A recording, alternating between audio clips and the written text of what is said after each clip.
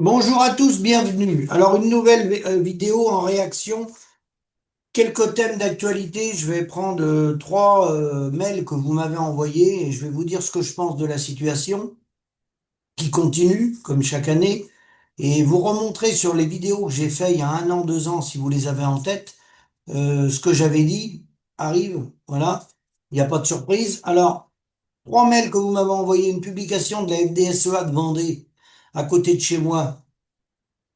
Un signal fort du préfet face aux remontées présentées.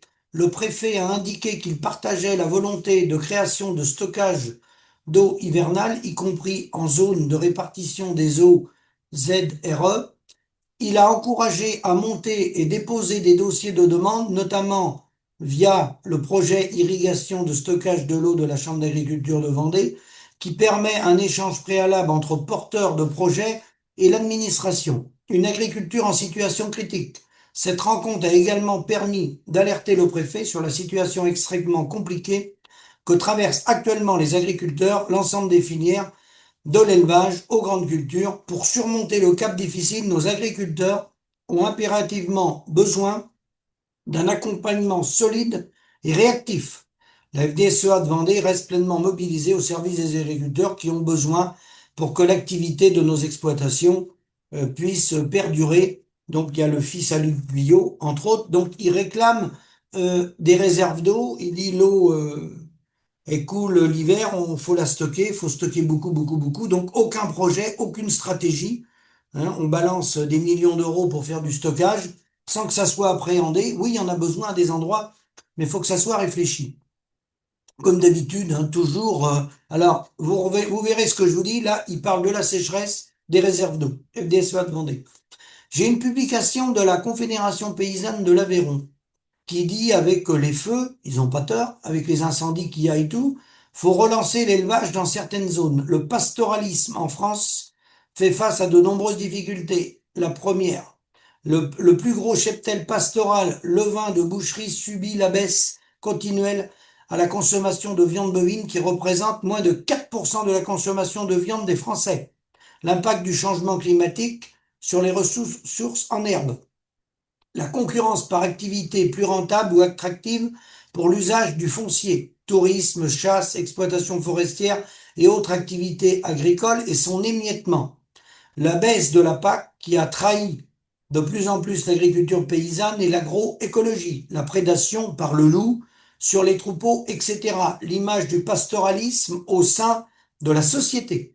La sensibilité la sensibilité d'une partie des citoyens vis-à-vis de la protection du loup et des conflits sécurité autre usage, voilà. J'aurais tendance à penser que redescendre les trop grands troupeaux devins de rente qui évoluent en prairies alpines où ils n'apportent rien de positif et redistribuer leurs aides aux petits cheptels locaux serait déjà une bonne chose. Mieux aider le pastoralisme paysan local réellement extensif. Voilà. Donc, relancer le pastoralisme, le pâturage. Voilà. Alors, moi, je vais vous dire, euh, bonne idée, mais hors sujet.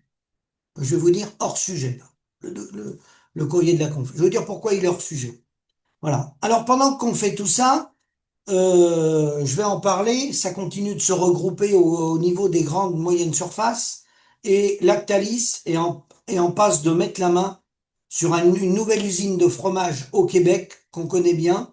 Hein. C'est donc l'accord a été conclu. Alors le 15 juillet, un accord a été conclu avec la coopérative canadienne AgroPure pour acquérir sa division de fromage et de spécialité. Donc on connaît bien AgroPure au Canada. Voilà, parce que c'est des gens avec qui on a eu des contacts pendant les grèves du lait en 2009. Alors, pour répondre un peu à tout ça, déjà un premier point, malheureusement, les gens réagissent quand ils sont touchés, qu'ils sont concernés, sinon ils sont passifs et il n'y a pas de réaction. La sécheresse, les sécheresses, parce qu'il y en a eu des connues, 47, 76, 89, 90, 86, 2003, globalement au sud de la Loire, globalement, hein, ça peut être dans d'autres régions aussi, mais globalement, les gens qui se trouvent au sud de la Loire, le sud-ouest très très touché, sud-est également, mais sud-ouest, savent, quand on parle le mot sécheresse, savent ce que ça veut dire.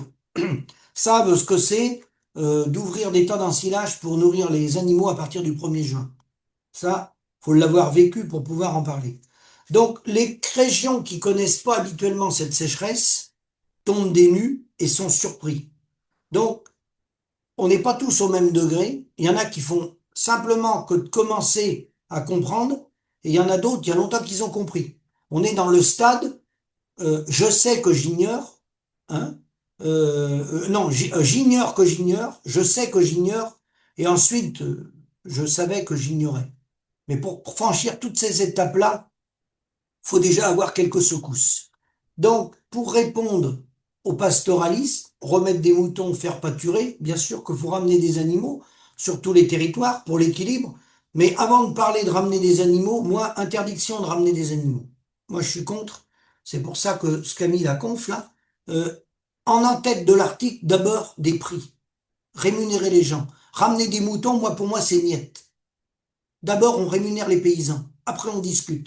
Ramener des moutons pour faire le bambin, hein, et servir de porte-seau à 2 euros de l'heure, moi, c'est non. Non, non et non. Et les jeunes qui m'appellent, je leur dis, vous pouvez vous installer à une condition. C'est que vous ayez des revenus. Et les revenus, c'est pas le SMIC. Non, non. Le SMIC, c'est un esclave. C'est pas pareil. Un paysan au SMIC, c'est un esclave. Il n'y a pas l'assurance l'homme clé, il n'y a rien. C'est un esclave, un paysan au SMIC. Qu'on soit bien clair. Qu'on soit bien clair. C'est minimum plus de 2 SMIC. C'est 2 SMIC et demi. Ça ne peut pas être en dessous. C'est 3 4 000 euros mensuels. C'est ça les bases de données qu'on devrait avoir pour installer des jeunes. C'est inadmissible de sortir des études avec un SMIC. Inadmissible. Hein. C'est créer et attacher des futurs petits soldats. Donc ça, premier point. Je voulais réagir là-dessus, au truc de la conf. J'ai compris le sens de leur article. Mais non, on parle de revenus avant. On parle pas de mettre des moutons. Les moutons, on les laisse où ils sont. On travaille que si on est rémunéré. Tous les gens qui vont travailler, ils vont travailler parce qu'ils ont un salaire. Si l'entreprise ne verse plus de salaire parce qu'elle a des difficultés, vous avez qu'à remarquer, les gens ils retournent pas travailler le lundi. Et ils ont raison. Et les artisans qui sont pas payés, ils plient les bagages. On travaille si on est payé. Si on n'est pas payé, on arrête de travailler. Voilà ma position. C'est pas obligé d'être la vôtre, mais moi, c'est la mienne. L'esclavage, ça suffit. Donc ça, faut rentrer ça dans la tête des jeunes et des moins jeunes. Alors vous avez remarqué, c'est la sécheresse, c'est la débandade partout. Il y a une baisse des volumes. Les gens je vous donne l'info là. Les animaux qui partent actuellement dans les abattoirs, il y a 20 à 30 kilos de moins sur les carcasses en bovin. Il a fait beaucoup trop chaud. Les bêtes, c'est normal, elles sont pas bien. Ça pèse pas. Il y a pas les pesées, elles sont pas au rendez-vous. Donc pendant ce temps-là, vous avez vu que ce soit Lactalis ou les GMS, ça continue de se regrouper. Donc il n'y a toujours pas de prix agricole. C'est le contraire. Bigard fait baisser le prix de la viande. Le prix du lait, il ne monte pas. Vous remarquez les denrées agricoles. Le blé, tout. Mis à part peut-être quelques trucs. Le colza, le lin, mais le gros des denrées agricoles, des matières premières agricoles, non seulement le prix augmente pas avec cette catastrophe caniculaire, mais le prix, il baisse. Il s'en sert pour baisser les prix. Vous voulez que ça marche comment, hein? Et vous avez vu l'incidence, je vais parler des élevages, les écartides, les variations de température sont énormes, hein, d'une semaine à l'autre. Quand ça montait la canicule, ça rebaissait des moments, il faisait froid le matin et tout. Ça, c'est terrible pour les animaux. Donc, c'est des avortements. C'est des problèmes de fécondité qu'on va retrouver jusqu'à l'année prochaine, parce que les animaux, ça les perturbe, hein. Donc, le poids à la vente, surtout, beaucoup d'infécondité, beaucoup d'avortements. Pourquoi? Tout simplement, prenez l'exemple, si on prend un indice, il faudrait mettre un index sur les coûts de production dans toutes les filières, avec une organisation de producteurs, si on veut conserver une agriculture française et plus généralement une agriculture européenne, parce que c'est pareil dans les autres pays européens, il faut un index avec un prix sur les coûts de production, avec une gestion des volumes. C'est pas compliqué à faire, hein. Pas compliqué à faire. Mais si on le fait pas, il restera rien. Ça sera la politique de la terre brûlée. Il restera absolument rien. vous allez voir des friches, l'augmentation des forêts et non pas l'aménagement du territoire, mais le déménagement du territoire, parce que les petits soldats, ils vont fatiguer à porter les seaux, ils vont se casser les épaules, et quand ils auront été opérés des épaules à porter les seaux du groupe Avril, à porter les seaux de l'agroalimentaire, à porter les seaux de la coopérative, quand ils vont avoir compris qu'ils ont été exploités, hein, alors, pour qu'il fonctionne le système, faut qu'il y ait un exploité et des exploiteurs. Là, aujourd'hui, on nous fait croire avec des sucettes de la PAC, des subventions, on dit les gars, on va vous aider, c'est une crise conjoncturelle et on va vous donner des aides. Parce que vous êtes dans une situation difficile, vous êtes dans des zones défavorisées, vous êtes défavorisé. Donc si on est défavorisé, c'est important le langage. Si on est défavorisé, ça veut dire qu'on n'a plus un exploiteur et un exploité. On est dans une situation particulière où on est défavorisé par le climat, par les inondations, par un contexte géopolitique avec le coût du pétrole. On se trouve dans des catégories défavorisées. C'est important ça, les éléments de langage. Non, non, on n'est pas défavorisé, on est exploité. Et pour être exploité, il faut des exploiteurs. D'accord? Donc après, ce que je voulais passer comme message, ça passe par une reprise en main, il n'y a rien à faire. La main sur notre produit, sur notre facture. Ça repasse aussi par un changement des mentalités parce que les NIMA, les non issus du milieu agricole, les gens qui veulent venir dans notre métier pour acquérir des petites ou des moyennes exploitations, ils ont un mal fou, on leur laisse pas l'accès au foncier. D'une manière globale, les agriculteurs ne veulent pas laisser l'accès aux gens qui sont pas originaires du milieu agricole. Ils sont très mal accueillis dans le monde agricole. On va pas leur laisser de terre, on va pas leur laisser de corps de ferme. On va préférer l'agrandissement aux voisins. Mais on va pas laisser venir des gens non issus du monde agricole. Et ça, c'est un handicap majeur qu'on a, nous, dans le monde agricole. Manque d'ouverture vers le reste de la société, un débat agricolo-agricole, la guerre des terres, la compétition entre paysans à celui qui aura le plus d'hectares, le plus gros tracteur, ce que moi j'appelle la connerie humaine. Voilà. Pourquoi? Parce qu'on a conditionné les porte-seaux, les petits soldats, à produire beaucoup avec des gros tracteurs, toujours de plus en plus, pour s'endetter, avec peu de contact avec le voisinage, une compétition locale, voilà, très poussée, hein, au service de l'agro-industrie, de l'agroalimentaire. Et alors, le monde agricole, je parle toujours en général, hein, d'une manière globale, les paysans, vous avez qu'à remarquer au niveau des CUMA, des coopératives d'entraide agricole ou autres, hein, ils sont très sévères entre eux localement. Ils vont pas se faire de cadeaux entre eux localement. Ils sont en compétition entre eux localement, qui livrent à des privés ou des coopératives. Voilà. Par contre, ils demandent pas de compte à leurs acheteurs. Il y a un acompte du prix du blé qui va être très bas, hein. Il y a le prix des poulets qui est pas à la hauteur, le prix des lapins qui est pas à la hauteur, le prix du cochon, j'en parle pas, qui est très loin d'être à la hauteur, le prix du lait, idem, le prix n'est pas à la hauteur, mais ils vont pas remettre en cause leur acheteur. Ça, ils vont pas leur demander de compte. Vous me direz, c'est eux qui les financent pour une partie. Les coopératives ont fait des prêts d'emblavure, des prêts de campagne à l'agriculteur. Donc, ils vont pas demander de compte à leur acheteur. Par contre, ils vont être très sévères entre eux, au travail, dans les coopératives, dans les associations, dans les syndicats. Là, ils vont pas se faire de cadeaux entre eux. Mais leurs acheteurs, qui leur prennent toute leur marge, hein, parce que vous prenez un exemple que vous pouvez répartir sur toutes les filières que vous connaissez. Prenez 10 centimes du litre de lait, 100 euros de la tonne, qui est peanuts, hein, qui est rien du tout. Vous prenez 10 centimes du litre de lait sur les 30 dernières années, et vous voyez ce que ça représente dans une exploitation agricole, hein. Et puis vous prenez 1 euro du kilo sur des bovins viande, hein, sur les 20-30 dernières années, et vous voyez ce que ça représente. Vous faites pareil en poulet, pareil en cochon et en lapin. Notre revenu, il s'en va là. C'est tout. Faut pas aller chercher, faut pas monter des caméras pour voir si des voleurs vont venir dans les exploitations. Alors, il y en a des voleurs, hein, il y a du vandalisme, ça je le condamne, mais les plus grands voleurs, c'est pas ceux qui viennent vous piquer les clés ou un GPS. Les plus grands voleurs depuis 40 ans, c'est ceux qui rédigent votre facture. Ne perdez jamais ça de vue. Votre valeur ajoutée, elle est partie là. Elle est partie sur le prix des parfums. Tout le reste, c'est du vent.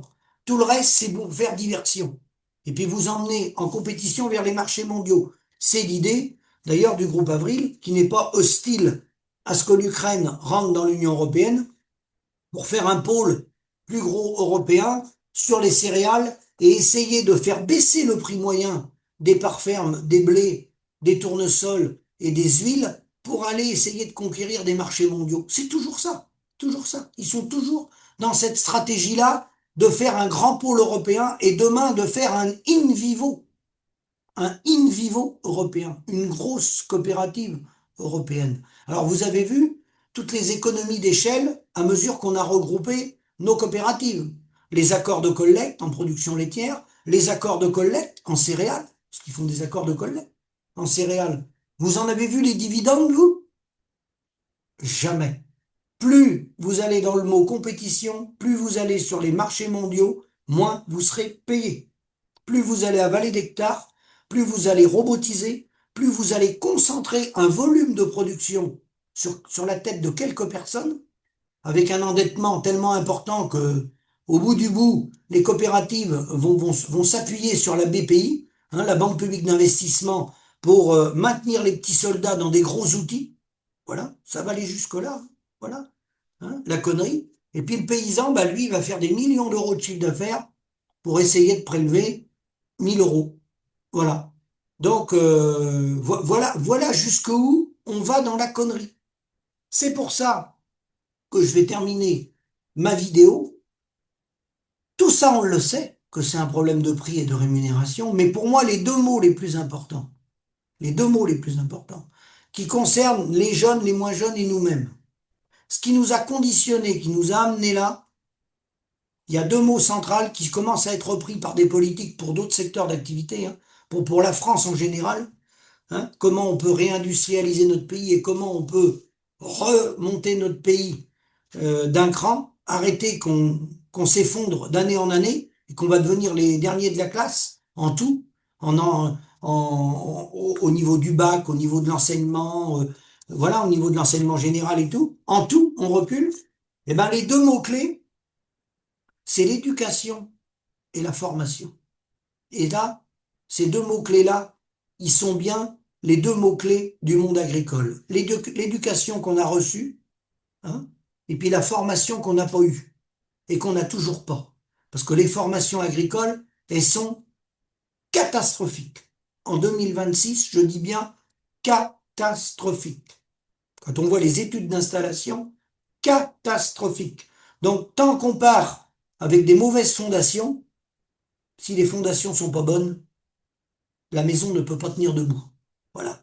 Après, on fait du rafistolage aux portes et aux fenêtres, et puis on demande des aides en permanence, on crie au secours, parce que la maison, elle tient pas debout. Elle peut pas tenir debout, parce qu'on n'a pas fait les études adaptées avant de s'installer, et on n'a pas eu les formations nécessaires pour appréhender les défis économiques qui nous attendaient. Hein. Et le premier, c'est la gestion de notre entreprise, c'est-à-dire nous gérer notre entreprise, être nous le patron et non pas le comptable et l'expert comptable. Et deuxièmement, reprendre en main une des choses les plus importantes, c'est la facture. Je vous remercie, à bientôt.